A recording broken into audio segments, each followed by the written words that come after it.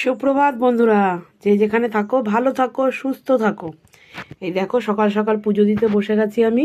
এই গপুকে খালি গায়ে করিয়ে বসিয়ে রেখেছি স্নান করাবো বলে। এবার আমি স্নান করাবো ওকে। সকাল সকাল চান মানেই গপুকে স্নান করাতে হবে। গপু স্নান কমপ্লিট, তারপরে আসছি। বন্ধুরা দেখো, ফাইনালি আমার পুজো দেওয়া হয়ে গেছে। পুজো কমপ্লিট আমার।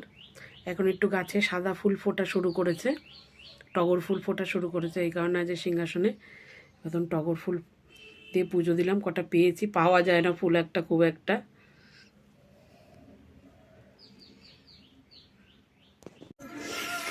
শুভ সন্ধ্যা বন্ধুরা।